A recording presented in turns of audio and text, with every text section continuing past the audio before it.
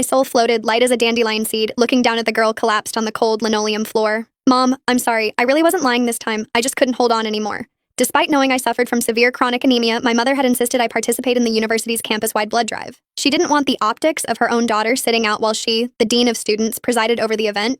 She called it leading by example. At the 100-milliliter mark, the world began to tilt. My vision went grainy, like an old television losing its signal. My heart hammered against my ribs, a frantic bird trying to escape a cage. I reached out, my fingers trembling as I tried to steady the tube, trying to tell the nurse I needed to stop, but she just clamped her hand over my wrist, pinning me down. Stacy, the phlebotomist, shot me a look of pure, unadulterated annoyance. She looked at my ghost-white face and scoffed. Only 100 mils and you're already trying to tap out? Everyone else is doing the full 400. Don't be a drama queen. She leaned in closer, her voice a sharp whisper. This is a charity drive, honey. Trying to fake a faint to get out of it is just selfish. Honestly, people like you should be forced to give double just for the attitude. My mother stood a few feet away, her arms crossed, her eyes like chips of flint. She didn't offer a hand or a kind word. She just looked disappointed. Zoe, is this how I raised you? She asked, her voice echoing in the sterile room. Everyone else is doing their part.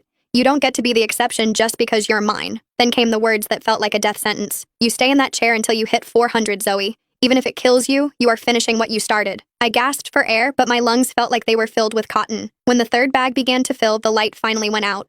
My body felt heavy, like lead, and I felt myself slip away as I hit the floor.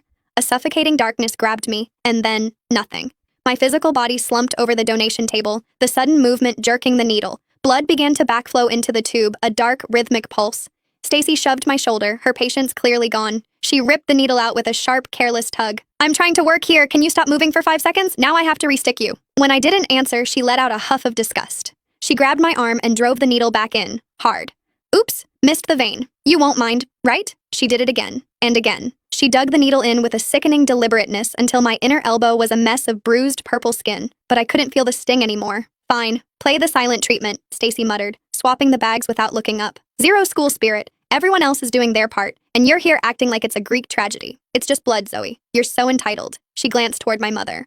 I don't know how Dean Mercer ended up with such a spineless, selfish daughter. The students in line behind me started to whisper. I heard she's actually sick, like, really anemic, one girl murmured. What if she's actually hurt? Please, another boy replied, rolling his eyes. The nurse said she's faking, and look at Dean Mercer. She's totally calm. If something was actually wrong, her own mom wouldn't just be standing there, right? I hovered above them, desperate, looking at my mother. Her brow was furrowed, her lips thinned into a line of pure resentment. Zoe, get up this instant. You're making a scene in front of the entire department. I didn't move. I couldn't. Stacy paused, her hand resting on my limp arm. She looked up at my mother and sighed. Dean, she's really committed to this act. Should I even bother continuing? She only hit the 100 mark. Everyone else did the full draw, but she's just being difficult.